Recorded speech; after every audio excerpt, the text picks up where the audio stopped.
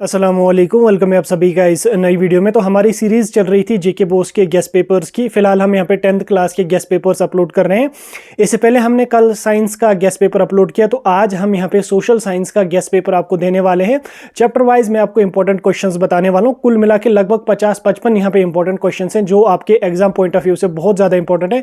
ये क्वेश्चन आपको हिस्ट्री वाले सब्जेक्ट से भी देखने को मिलेंगे, पॉलिटिक्स वाले सब्जेक्ट से भी, या जिसको हम पॉलिटिकल साइंस के नाम से जानते हैं, ज्योग्राफी, इकोनॉमिक्स वगैरह सभी सब्जेक्ट से आपको मैं चैप्टर वाइज इंपॉर्टेंट क्वेश्चंस बताने वाला हूं। ये वीडियो बहुत ज्यादा इंपॉर्टेंट रहेगा, वीडियो को पूरा एंड तक देख लेना। चैनल को भी सब्सक्राइब कर देना, व्हाट्सएप और टेलीग्राम ग्रुप दोनों ज्वाइन कर देना, लिंक दोनों की आपको डिस्क्रिप्शन में मिल जाएगी। तो चलिए वीडियो को शुरू कर लेते, देख लेते हैं हम पे क्लास 10th सोशल साइंस के गेस्ट पेपर के बारे में। तो बाकी सब्जेक्ट्स का guest paper, model paper already upload हो चुका है, तो अगर आपने नहीं देखा है तो आप 10th की प्लेलिस्ट हमारी चैनल पे देखने को मिलेगी। वहां पे जाके एक एक करके सभी सब्जेक्ट्स का चेक करें, और जिन सब्जेक्ट्स का पेंडिंग है वो आपको आने वाले 2 दिनों के अंदर उन सभी सब्जेक्ट्स का गेस्ट पेपर देखने को मिलेगा। तो चलिए शुरू कर लेते हैं वीडियो को, देख लेते हैं यहाँ पे सोशल साइंस का गेस्ट पेपर। सोशल साइंस में आपके बहुत सारे सब्जेक्ट्स हैं, एक एक करके हम सभी सब्जेक्ट्स का देखेंगे। सबसे पहले हम हिस्ट्री वाले सब्जेक्ट का देखेंगे।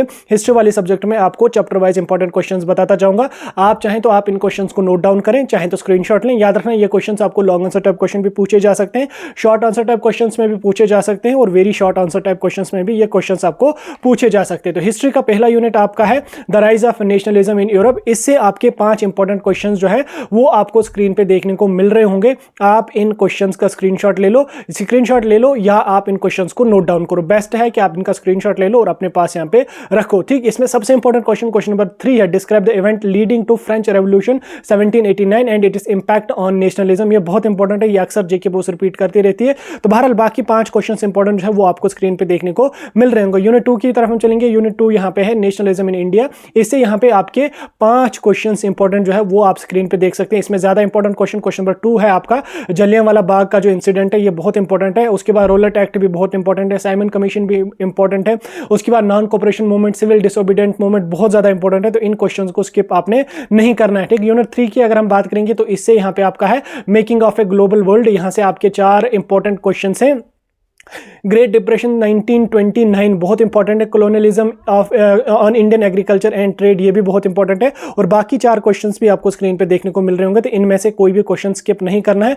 यूनिट 4 की अगर हम बात करेंगे तो यूनिट 4 आपका है एज ऑफ इंडस्ट्रियलाइजेशन। इससे यहां पे आप देख सकते हैं effect of industrial revolution on society, बहुत इंपॉर्टेंट है। और बाकी यहाँ पे फीचर्स ऑफ फैक्ट्री सिस्टम बहुत इंपॉर्टेंट है, या industrialisation, why did industrialisation started in Britain, बहुत इंपॉर्टेंट है। और ये 4 क्वेश्चन इस यूनिट से बहुत इंपॉर्टेंट है, इनको स्किप नहीं करना है।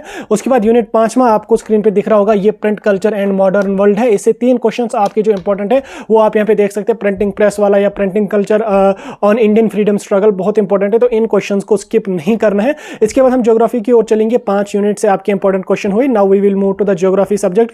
ज्योग्राफी का पहला यूनिट आपको स्क्रीन पे देखने को मिल रहा होगा। पहला यूनिट आपका है रिसोर्सेज एंड डेवलपमेंट। अब रिसोर्सेज एंड डेवलपमेंट में 3 इंपॉर्टेंट क्वेश्चन जो है जिनको आपने स्किप नहीं करना। इसमें टाइप्स ऑफ रिसोर्सेज आपका पूछा जा सकता है, एग्जांपल्स ऑफ रिसोर्सेज पूछा जा सकता है, सोशल कंजर्वेशन मेथड्स आपके आ सकते हैं। उसके बाद causes of land degradation in India बहुत ज्यादा इंपॉर्टेंट है। तो इन क्वेश्चंस में से कोई भी क्वेश्चन आपने स्किप नहीं करना। यूनिट 2 की अगर हम बात करेंगे, दूसरा यूनिट आपका है forest and wild life resources. इसमें आपका बायोडाइवर्सिटी क्यों कैसे कंजर्व करें, यानी कि हाउ कैन बायोडाइवर्सिटी बी कंजर्वेड, ये बहुत इंपॉर्टेंट है, इसको स्किप नहीं करना। काजेस ऑफ डिफॉरेस्टेशन बहुत इंपॉर्टेंट है। तो ये इन 2 क्वेश्चंस को आपने इस वाले यूनिट से स्किप नहीं करना है। ठीक, वाटर रिसोर्सेज की अगर हम बात करेंगे तो इस वाले यूनिट से आपके 2 इंपॉर्टेंट क्वेश्चन स्क्रीन पे देखने को मिल रहे होंगे। मल्टीपर्पज रिवर वैली प्रोजेक्ट्स बहुत इंपॉर्टेंट है।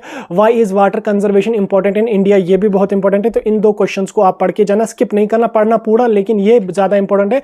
एग्रीकल्चर की अगर हम बात करेंगे, different types of farming in India, why does monsoon affect Indian agriculture, बहुत इंपॉर्टेंट है ये 2 क्वेश्चन, इनको स्किप नहीं करना है। यूनिट 5 में की अगर हम बात करेंगे, मिनरल्स एंड एनर्जी रिसोर्सेज से आपके 2 इंपॉर्टेंट क्वेश्चन स्क्रीन पे देखने को मिल रहे होंगे। एक आपका है explain the classification of mineral, उसके बाद दूसरा यहां पे why is conservation of mineral resources important, ये 2 क्वेश्चन स्किप नहीं करना है। छठी यूनिट की अगर मैं बात करूं तो मैन्युफैक्चरिंग इंडस्ट्रीज है। इससे 2 इंडस्ट्रीज यहां पे 2 क्वेश्चन इंपॉर्टेंट है। एक यहां पे आपका टेक्सटाइल इंडस्ट्रीज के रिगार्डिंग यहां पे, उसके बाद challenges faced by industries in India, तो ये इंपॉर्टेंट है, इन 2 क्वेश्चन को स्किप नहीं करना है। 7वें यूनिट की अगर हम बात करेंगे, life lines of national economy बहुत इंपॉर्टेंट है। गोल्डन क्वाड्रिलेटरल प्रोजेक्ट, ये बहुत इंपॉर्टेंट है, ये अक्सर आता रहता है, तो इनको इन 2 क्वेश्चन को स्किप नहीं करना है।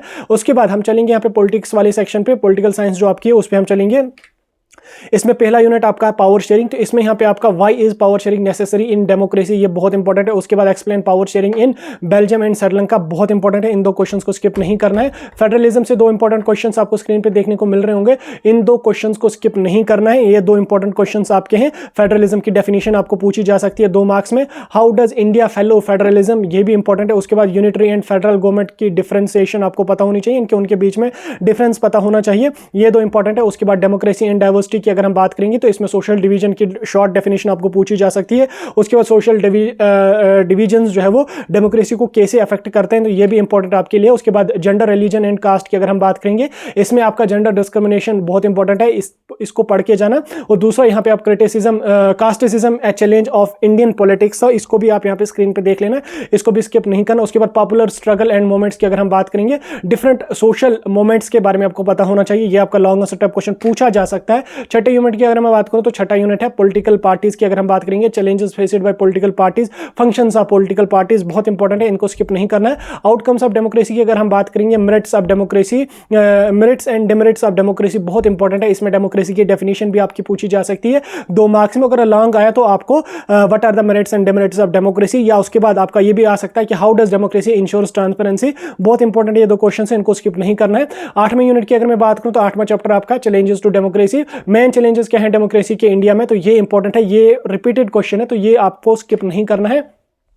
Now we will move to the economics subject है। इकोनॉमिक सब्जेक्ट में आपका यूनिट 1 डेवलपमेंट है, इसमें आपका इंपॉर्टेंट जो 2 क्वेश्चन है, एक है ह्यूमन डेवलपमेंट का, उसके बाद यहाँ पे सस्टेनेबल डेवलपमेंट का, इन 2 क्वेश्चन को स्किप नहीं करना है, स्क्रीनशॉट ले लो इनका। उसके बाद सेक्टर्स ऑफ इंडियन इकोनॉमी की अगर हम बात करेंगे, primary secondary tertiary sectors of Indian economy, तो इनको स्किप नहीं करना है, इन सभी क्वेश्चन को पढ़ के जाना है। मनी एंड क्रेडिट की अगर हम बात करेंगे, formal and informal sources of credit, banks in economic development, ये इंपॉर्टेंट क्वेश्चन है, इनको स्किप नहीं करना है। दूसरा यहाँ पे globalisation and the Indian economy, बहुत इंपॉर्टेंट है, ग्लोबलाइजेशन की आपकी शॉर्ट डेफिनेशन पूछी जा सकती है 2 मार्क्स में, 3 मार्क्स में। अगर लॉन्ग आया तो आपको पूछा जा सकता है what is globalization, how has it affected India, या multinational companies impact on Indian economy, ये भी इंपॉर्टेंट आपका है, लॉन्ग आंसर टाइप क्वेश्चन में पूछा जा सकता है। कंज्यूमर राइट्स की अगर हम बात करेंगे तो इसमें आपका कंज्यूमर प्रोटेक्शन एक्ट पूछा जा सकता है, ये बहुत इंपॉर्टेंट क्वेश्चन है, लॉन्ग आंसर टाइप क्वेश्चन में पूछा जा सकता है, इसको स्किप नहीं करना है।